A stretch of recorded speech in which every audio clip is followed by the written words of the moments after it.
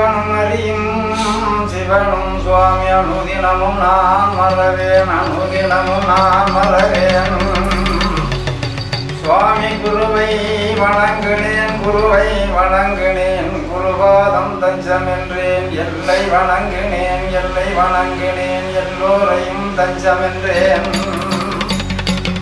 சுவாமி இந்த மன்றை வணங்கினேன் மன்றை வணங்கினேன் மகமேரா தஞ்சமென்றேன் மகமேரா தஞ்சமென்றேன் சிவ சிவ என்ற சொல்லை சிவ சிவா என்ற சொல்லை சிந்தையில் நான் மறவேன் சிந்தையில் நான் மறவேன்.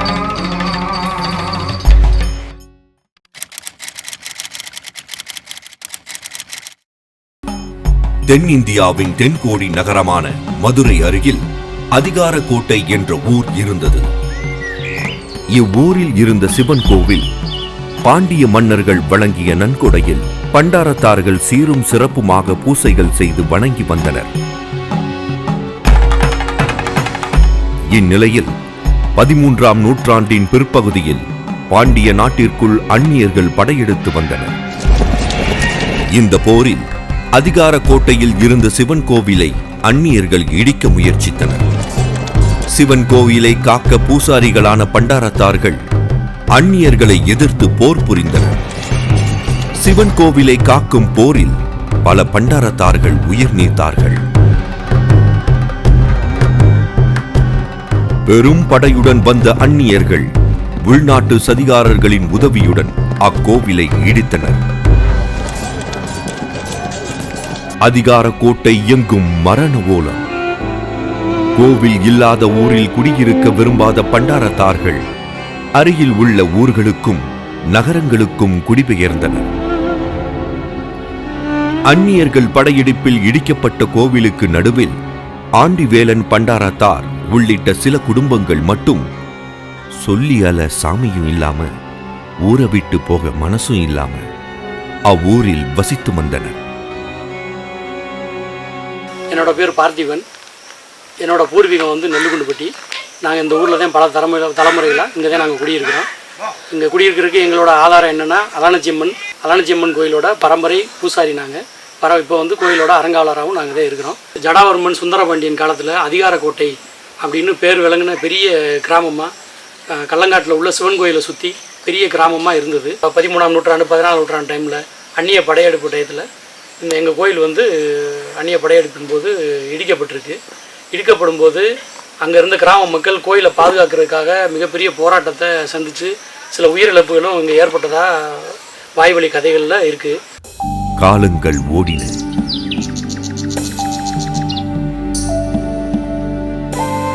தென்னாடு முழுவதும் சிறு சிறு நாடுகளாக பிரிந்து குறுநில மன்னர்களும் ஜமீன்களும் ஆட்சி செய்து வந்தனர்.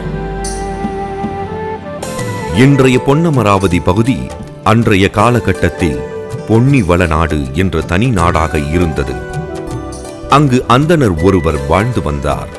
அவருக்கு அழகிலும் அறிவிலும் சிறந்து விளங்கிய 2 மகள்கள் இருந்தார்கள். அம்மனே தனக்கு மகள்களாக பிறந்ததாக எண்ணி 2 மகள்களையும் செல்லமாக வளர்த்து வந்தார்.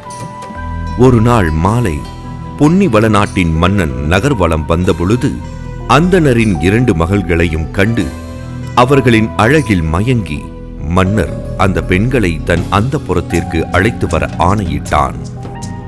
இந்த தகவலை அறிந்த அந்தணர் தன் மகள்களின் கற்பை காப்பாற்ற இருப்பிடத்தை மாற்றி அமைக்கிறார். கோபம் கொண்ட மன்னன் இருவரையும் நாடு முழுவதும் தேடிச் செல்கிறார். பெண்கள் இருவருக்கும் பாதுகாப்பு கொடுத்து வந்த நிலக்கிழார் ஒருவர் மன்னன் தேடி வரும் தகவல் அறிந்து பெண்கள் இருவரையும் அழைத்து, இந்நாட்டில் உங்களுக்கு பாதுகாப்பு இல்லை, இங்கிருந்து வடக்கு நோக்கி செல்லுங்கள், அங்கே அதிகாரக்கோட்டை எனும் ஊர் உள்ளது, அங்கு உங்களுக்கு பாதுகாப்பு கிடைக்கும் என்று அவர்களை அனுப்பி வைக்கிறார். கற்பை காக்க அன்று இரவே அதிகாரக்கோட்டை நோக்கி அலறியபடி ஓடி வருகின்றனர். ஒரு பெண்ணின் அலறல் சத்தம் கேட்டு சத்தம் வரும் திசையை நோக்கி செல்கிறார் ஆண்டிவேலன். அங்கு இருவேறு பக்கமாக பிரிந்து ஓடிய சகோதரிகளில் ஒருவரை காண்கிறார். அப்பொழுது அந்த பெண், நான் பொன்னிவள நாட்டை சேர்ந்த அந்தணரின் மகள் அழகு நாச்சி என்றும் தற்போது தன் நிலைமையை கூறி பாதுகாப்பு வேண்டி அதிகார கோட்டைக்கு வந்துள்ளதாக கூறி ஆள் உயர வளர்ந்த தும்பை செடிக்குள் மறைந்து கொள்கிறார். அப்பொழுது அழகு நாச்சியை தேடி அங்கு வந்த மன்னனை ஆண்டிவேலன் தாக்குகிறார். இருவருக்கும் நடந்த சண்டையில் மன்னனின் தலையை வெட்டி வீழ்த்துகிறார் ஆண்டிவேலன். பிறகு தும்பை செடிக்குள் மறைந்த அழகு நாச்சியை தேடுகிறார் ஆண்டிவேலன். அங்கு அழகு நாச்சியை காணவில்லை. அப்பொழுது பலத்த காற்றுடன் ஒரு குரல், நான் இங்கேதான் இருக்கிறேன்.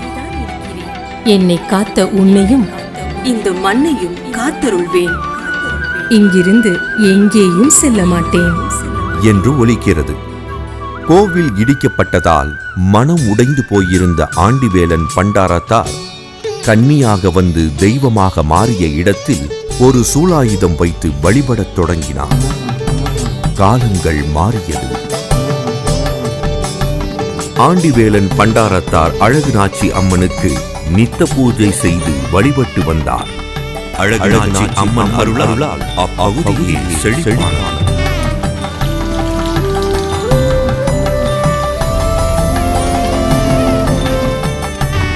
இந்நிலையில் அப்பகுதியில் வாழும் அனைத்து மக்களும் அழகு நாச்சி அம்மனை வழிபடத் தொடங்கினர். ஊரே கூடி பங்குனி மாதத்தில் திருவிழா கொண்டாடுகிறார்கள். பூசாரியான ஆண்டிவேலன் குடும்பத்தார் மட்டும் ஆடி மாதத்தில் பொங்கல் வைத்து அழகு நாச்சி அம்மனுக்கு விழா எடுத்து வருகின்றனர்.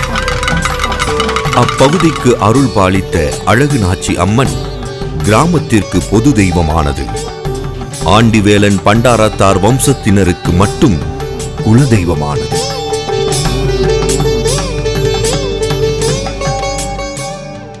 என் பேர் ராமராசி, எங்க அப்பா நலிச்சாமி உள்ள. எனக்கு விவரம் தெரியாது கட்டதில்ல. எனக்கு விவரம் தெரியும். இப்போ எனக்கே வயசு 62 வயசு ஆகுது. நான் ஒரு 32 வயசு 35 வருஷம் 37 வருஷமா தான் நான் இந்த சாமியை வந்து அழைச்சிக்கிட்டு இருக்கேன். அது ஒரு 5 தலைமுறை 6 தலைமுறைக்கு முன்னாடி இருந்து எனக்கு சொன்னது பெரிய ஆளுக்கு சொன்னது தெரியுது.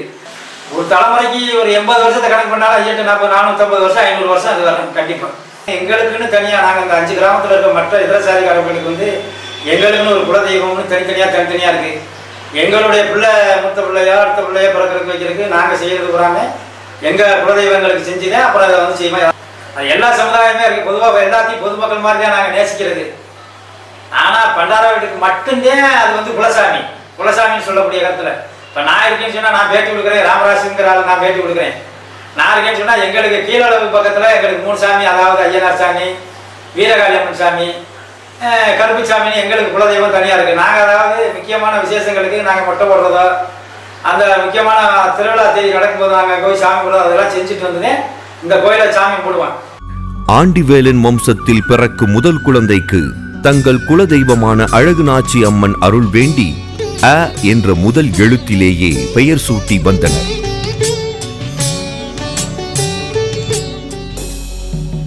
கிபி 17ஆம் நூற்றாண்டு.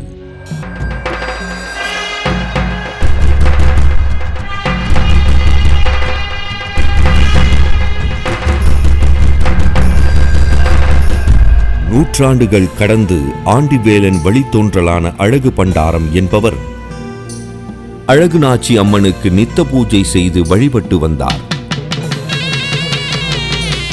மதுரையில் நாயக்கர்கள் ஆட்சி தொடங்கியது.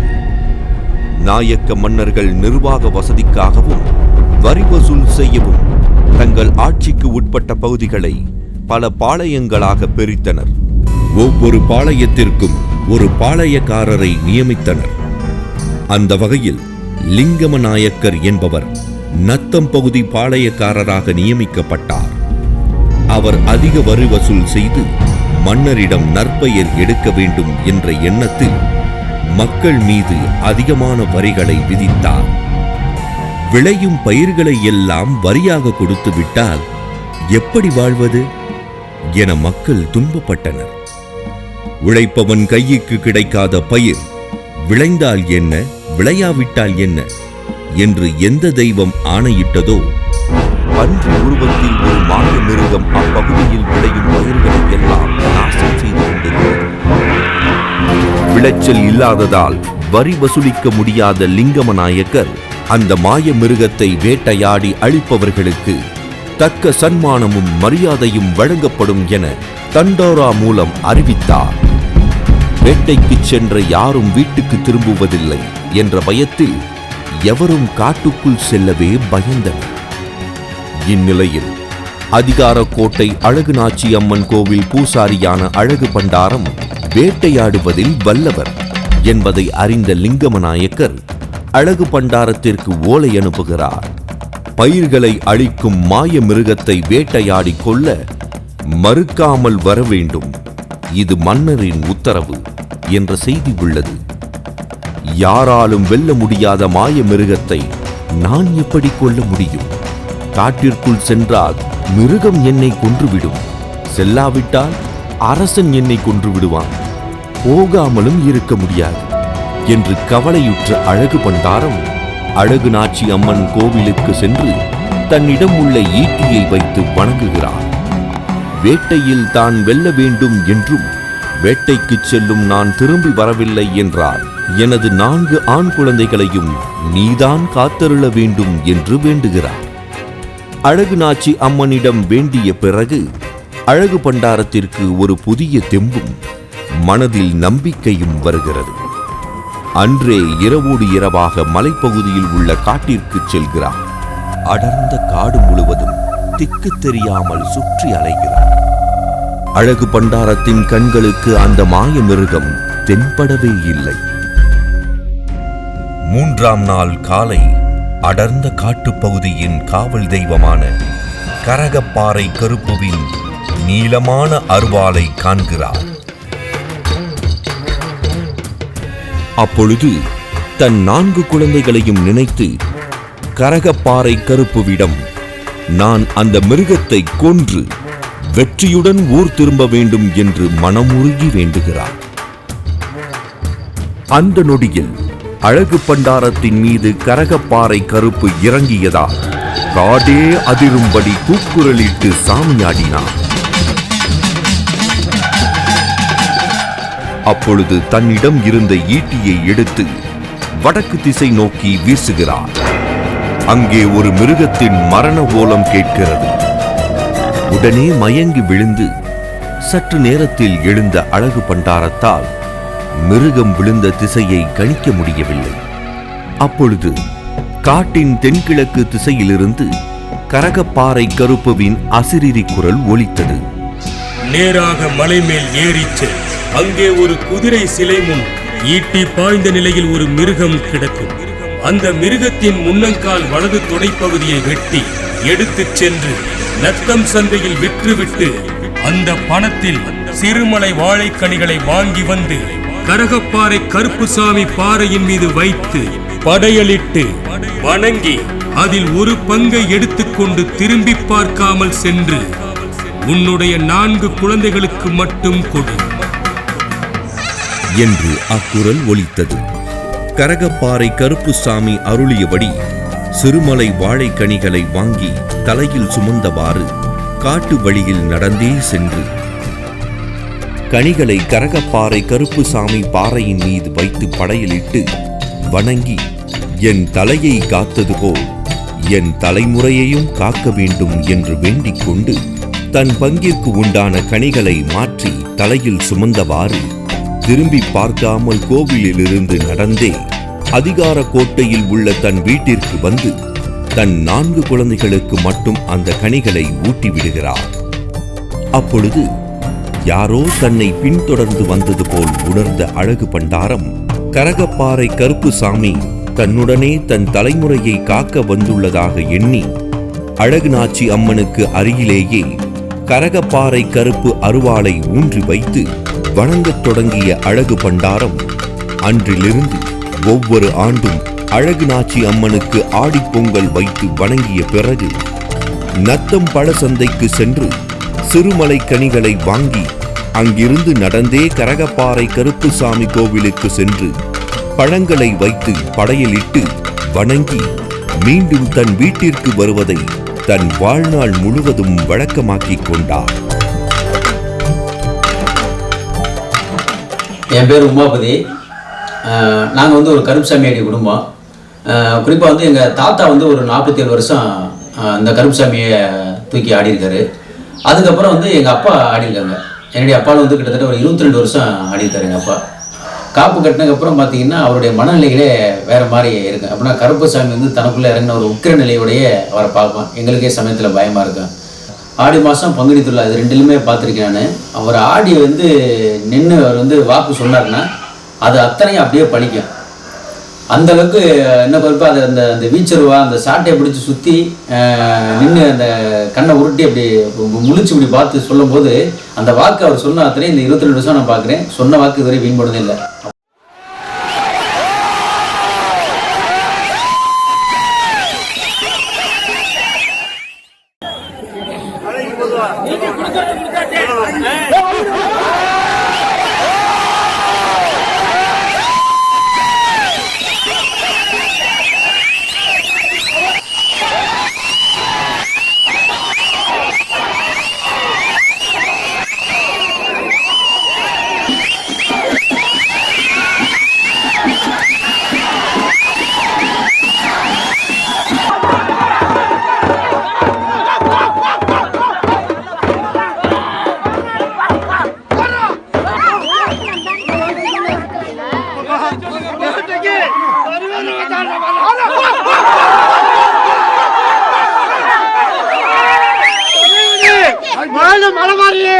என் தாயார் கலையில இருந்து 5 வருடம் கரெக்டா ஓட்டு காமிக்கிறேன்.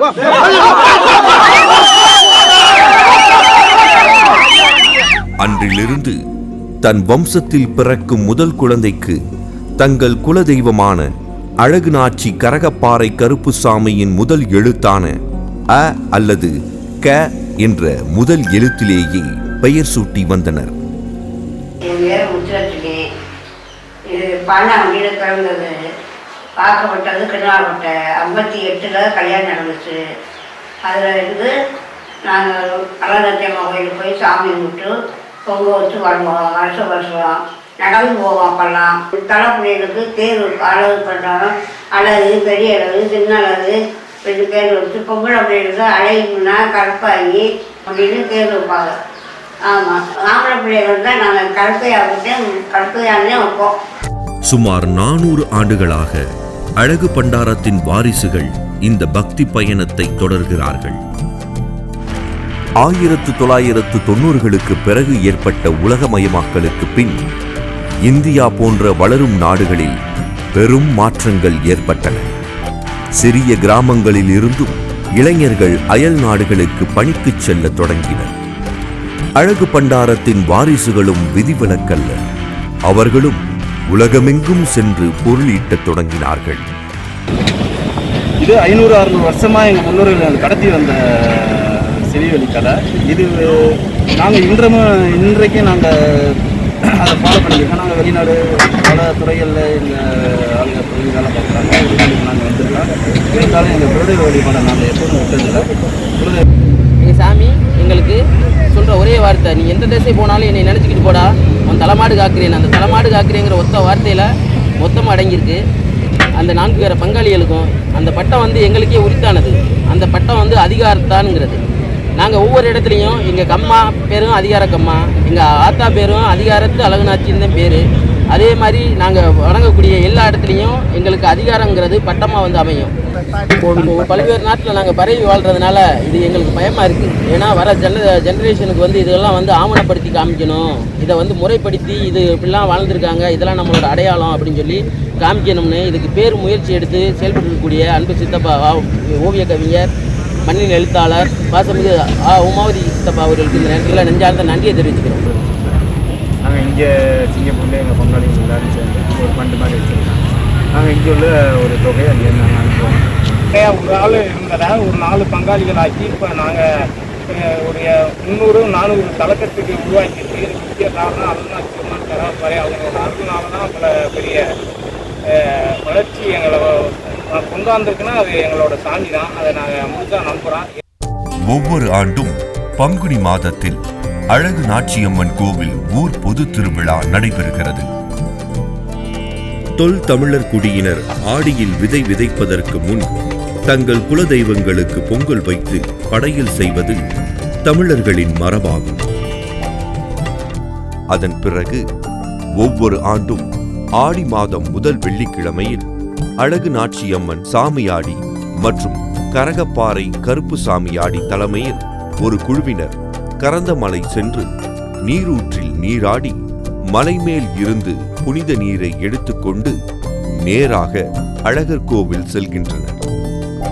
அங்கிருந்தும் புனித நீரை எடுத்துக்கொண்டு அங்கு 18ஆம் படி கருப்பரை வணங்கி அழகு நாச்சியம்மன் கோவிலுக்கு வருகின்றனர். பிறகு அனைவரும் கோவிலில் அமர்ந்து காப்பு கட்டுவதற்காக உத்தரவை கேட்கின்றனர்.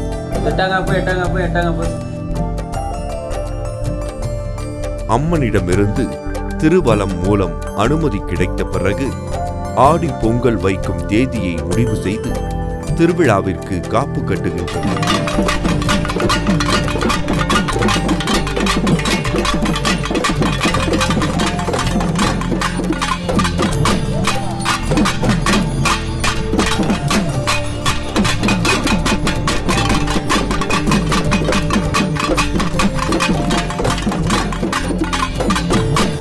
காப்பு கட்டிய செய்தியை பிறந்த மக்கள் உள்ளிட்ட அழகு பண்டாரத்தின் வம்சாவளியினர் அனைவருக்கும் தெரிவிக்கின்றனர்.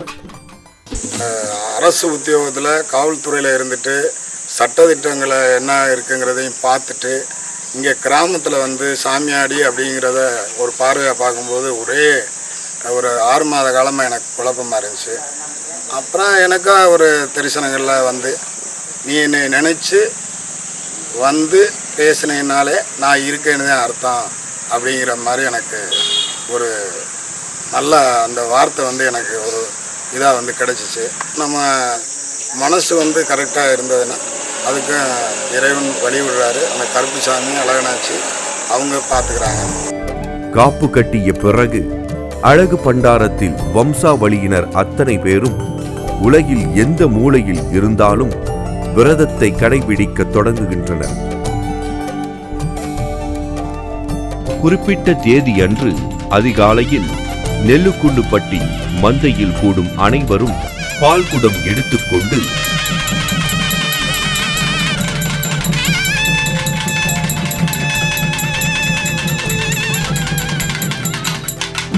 அழகு நாச்சியம்மன் கோவிலுக்கு சென்று அம்மனுக்கு பால் அபிஷேகம் செய்கின்றனர்.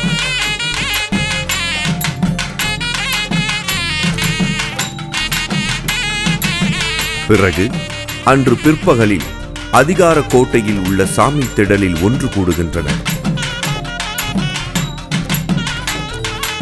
அங்கு கரகப்பாறை கருப்பு சாமியாடியை வணங்குகின்றனர்.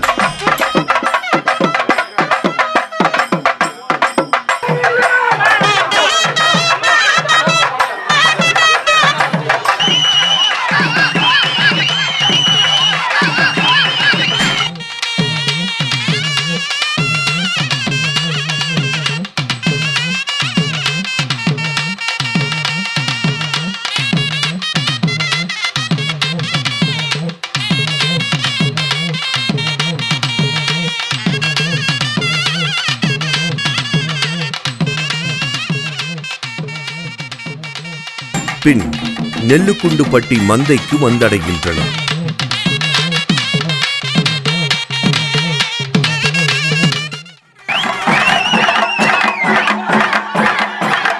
அங்கிருந்து அழகு நாச்சியம்மன் சாமியாடியை அழைத்துக் கொண்டு பொங்கல் பானை மற்றும் பூசை பொருட்கள் ஆகியவற்றை தலையில் சுமந்தவாறு அழகு நாச்சியம்மன் கோவிலை வந்தடைகின்றனர்.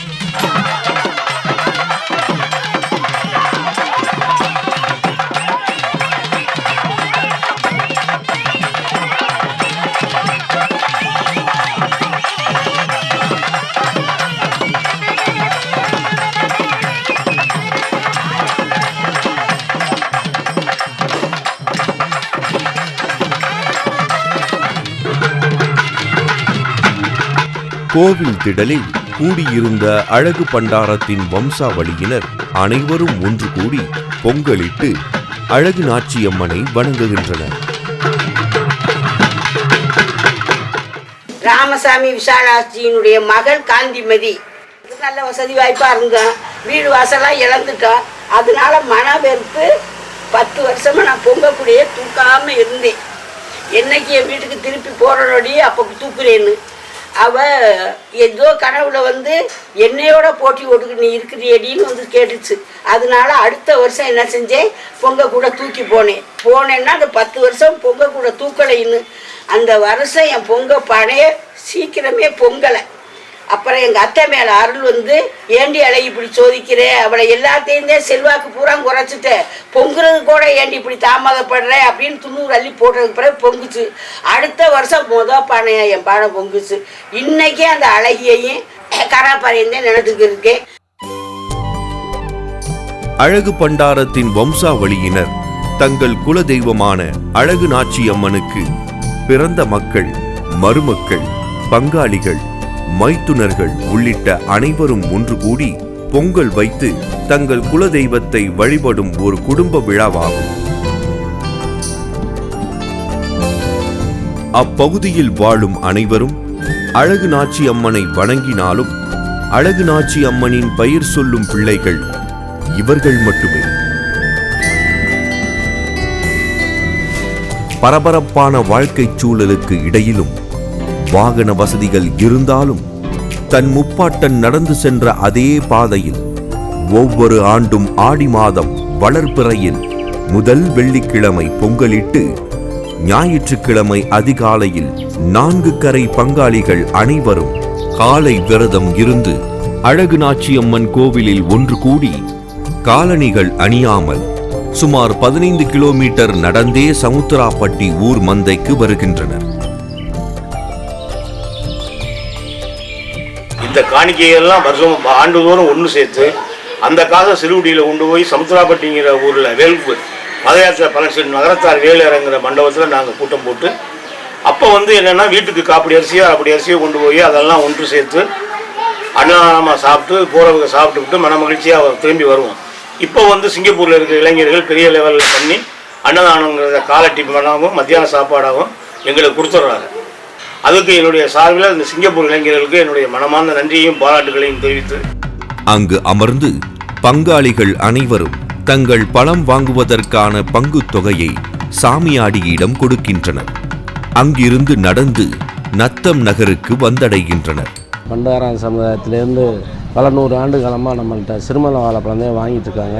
இந்த சமுதாயத்திலேருந்து தொடர்ந்து வருஷம் அந்த ஆடி மாதத்தில் ஓலைப்பட்டியை கொண்டாந்து வச்சுட்டு எங்களுக்கு மலைப்பழம் தான் வேணும்னு சொல்லி ஆர்டர் கொடுத்துருவாங்க. நாங்கள் 10-100 ஆண்டு காலமாக மலைப்பழம் தான் அந்த வியாபாரம் பார்த்துக்கிட்டு இருக்கோம். அந்த சமுதாயத்திலேருந்து நம்மள்கிட்ட வாழைப்பழம் சொன்னோன்னா நாங்கள் என்ன விலையாக இருந்தாலும் எதிர்பார்க்க மாட்டோம், அவங்களும் விலைவாசி எதிர்பார்க்க மாட்டாங்க, எங்களுக்கு மலைப்பழம் தான் வேணும் அப்படின்னு சொல்லி அந்த சமுதாயத்திலேருந்து குடும்பம் வாங்குவாங்க. அந்த வாழைப்பழத்தை இங்கேருந்து நடந்தே செருப்பு இல்லாமல் தொடர்ந்து பாப்பாவட்டி, பன்னியாமலை, நடுவுநூறு, ஆவிச்சி வெட்டி, சிறுகுடி வழியாக போய் அந்த கராப்புரா கோயிலுக்கு சாமி மூடுவாங்க குடும்பத்தோட. பழசந்தைக்கு சென்று வசூல் செய்த மொத்த பணத்திற்கும் சிறுமலை வாழைக்கனிகள், பூமாலை மற்றும் பூசை பொருட்களை வாங்கி பழக்கூடையில் வைத்து தலையில் சுமந்தவாறு சுமார் 10 கிலோமீட்டர் நடந்து மாலை 5 மணி அளவில் மஞ்சநாயக்கன்பட்டி வந்து சேர்கின்றனர்.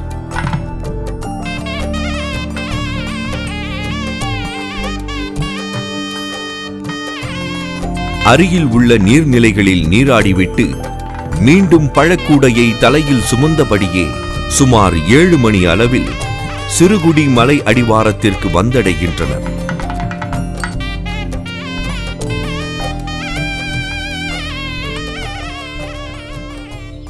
அங்கிருந்து மிக அமைதியாக காற்றில் மரங்கள் அசையும் ஒலிகள் மட்டுமே கேட்கும் அளவிற்கு நிசப்தமாக கரகப்பாறை கருப்புசாமி கோவிலுக்கு வருகின்றனர்.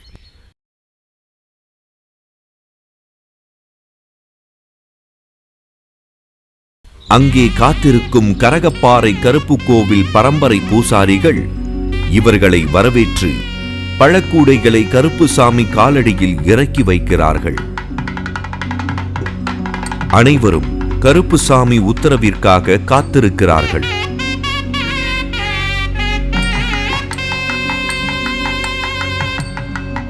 மூன்று முறை கவுளி சத்தத்தின் மூலம் கருப்புசாமியின் உத்தரவு கிடைக்கிறது. பிறகு பூசைகள் தொடங்கும் முன் தங்களை அறியாமல் கூட இவர்கள் சுமந்து வரும் புனிதமான பழங்கள் மீது எச்சில் பட்டுவிடக்கூடாது என்பதற்காக கோவில் பூசாரிகள் முகக்கவசம் அணிந்து கொள்கின்றனர். அதன் பிறகு எடுத்து வந்த பழங்கள் பூசை பொருட்கள் மீது புனித நீர் தெளித்து கரகப்பாறை கருப்புசாமிக்கு படையல் செய்கின்றனர். அப்பொழுது சாமியாடியின் மீது கரகப்பாறை கருப்பு இறங்கி அருள்வாக்கு கூறுகிறார். ஒப்படைக்க வேண்டிய எல்லா இடத்துல ஒப்படைச்சு உன் பாட்டம் பூட்டம் கொடுத்த வாக்கு மாறாம ஓட்டியாரேன். என் ஆண்டிக்குடியும் நல்லா இருக்கும். பரம்பரவோ காப்பாற்ற. சாமியாடியிடம் தங்கள் எதிர்காலம் குறித்த அத்தனையும் குறிகேட்ட பிறகு கரகப்பாறை கருப்புவிற்கு உரிய பழங்களை அவர் காலடியில் வைத்து வணங்கிவிட்டு தங்கள் முப்பாட்டன் கூறியபடி பங்கு பழங்களை எடுத்துக்கொண்டு மிக அமைதியாக நடந்து வருகின்றனர். என் பேரு ஆண்டிச்சாமி விவசாயி. அவங்க ஊர்ல இருந்து ஆடி மாதம் அவங்க அங்கே சாமி கும்பிட்டு வச்சு ஞாயிற்றுக்கிழமை அன்னைக்கு அவங்க நடந்து நத்தம் போய் அங்கேருந்து பழம் கட்டி அதுக்கு படைக்கிறதுக்கு மலைப்பழம் தனி வாங்கி நத்தத்திலிருந்து ஆவி கூட கூடையாக கொண்டு எத்தனை தலை வருதோ அத்தனை தலையும் கூட கடகப்பட்டியில் சுமந்து நான் நத்தம் ஆவிச்சேட்டி பன்னியாமலை நடுநூறு இப்படி வந்து இங்கே வந்து உட்காந்து சாமி கும்பிட்டுத்தான் அவங்க போகிறது. அதுக்கு நாங்கள் பூசாரி 500 வருஷத்துக்கு மேலே இருக்கோம். இது தொயந்து நடக்குது.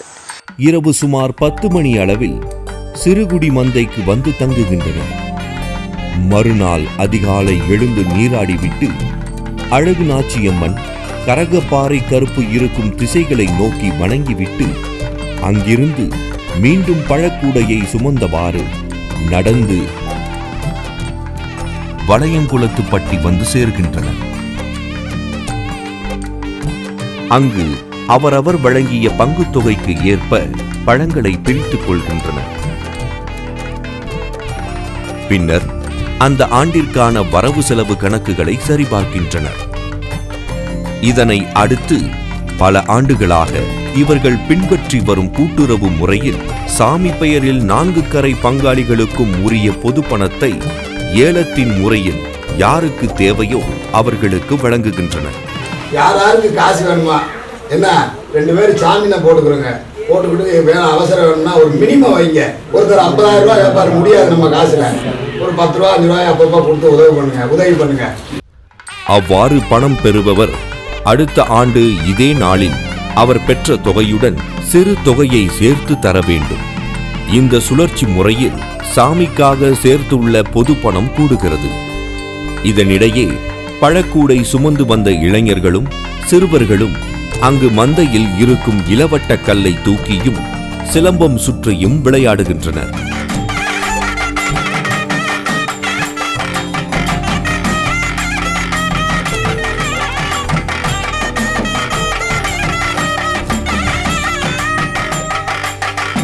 என் பெயர் ஆறுமுகம்.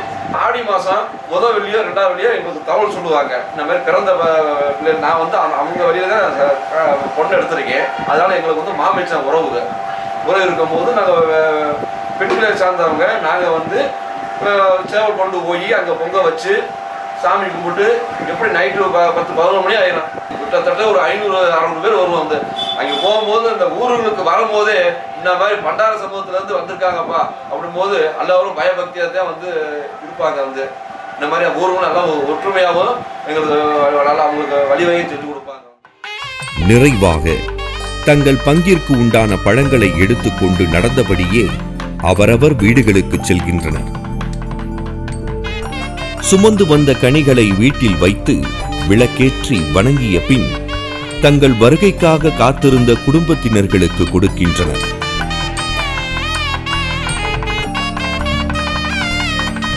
நான்கு கரை சேர்ந்த அழகு பண்டாரத்தின் வம்சாவளியினர் அழகுநாச்சி அம்மன் கோவிலின் நிர்வாகத்தையும் பூசை பணிகளையும் செய்து வருகின்றனர். அழகுநாச்சி கரகப்பாறை இது 2 தெய்வமும் எங்களுக்கு குடியாத்த குல தெய்வமாக இருந்துச்சு.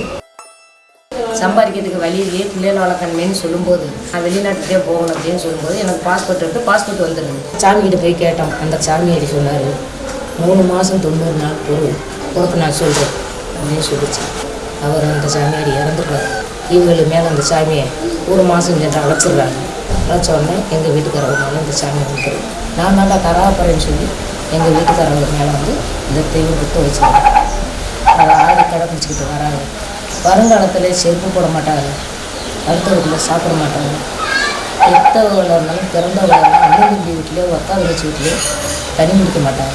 அப்பா ஆடி முடிச்சதுலேருந்து இது நாள் வரைக்கும் எங்களுக்கு இந்த அழகி அந்த கரகப்பாய் தலைமாடு காத்து என்னை வந்து நல்ல வழிபடுத்தி என் பிள்ளைகளுக்கு ஆரோக்கியத்தை கொடுத்து ஆயுசு கொடுத்து எங்களை வெற்றி வச்சு.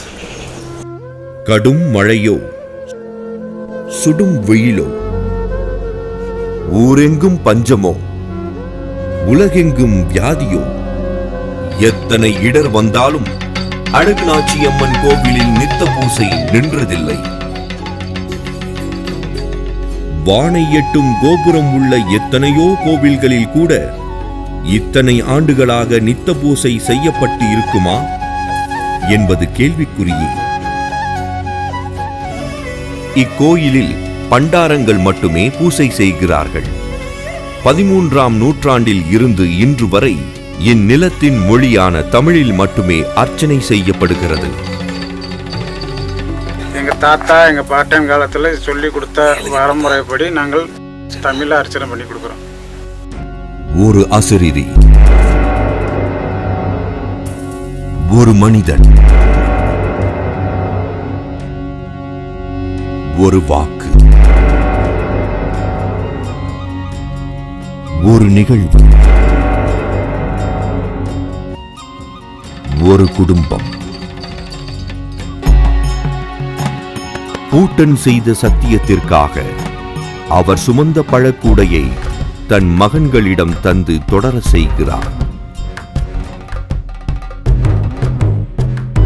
அவர்கள் தன் பிள்ளைகளிடம் கொடுக்கின்றனர். இவ்வாறு ஒரு தொடர் ஓட்டம் போல் 400 ஆண்டுகள் தொடர்ச்சியாக ஒரு செயல் செய்யப்படுகிறது. உலகெங்கிலும் ஒரு செயல் 100 ஆண்டுகள் கடந்து செய்யப்பட்டால் அது ஒரு சாதனையாக பார்க்கப்படுகிறது.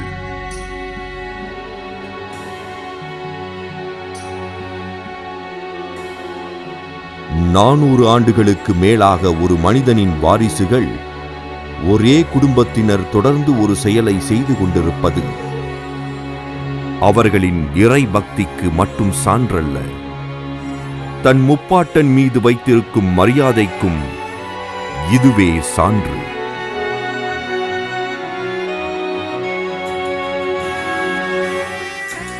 தலைமுறை தலைமுறையாய் தொடரும் இந்த பயணம் தொடரும். அதிருதுடா அதிகார கோட்டை கருப்பை நடத்துகிற புத்தாம்புது வேட்டை. இடுப்புல தான் இடுமணிகள் ஓசைய கூட்டி எல்லைக்குள்ள ஆடி வரா வீச்சருவா சாட்டைய காட்டி. ஆடி வரும் போதே அவன் அழகே சொல்லும் இந்த அதிகார கோட்டை எங்கும் இழப்புகளும். ஆடி வரும் போதே அவன் அழகே சொல்லும் இந்த அதிகார கோட்டை எங்கும் இழப்புகளும். அதிருதுடா அதிகார கோட்டை கருப்பை நடத்துகிற புத்தாம்புது வேட்டை. இடுப்புலதான் இடுமணிகள் ஓசைய கூட்டி எல்லைக்குள்ள ஆடி வரா வீச்சருவா சாட்டைய காட்டி.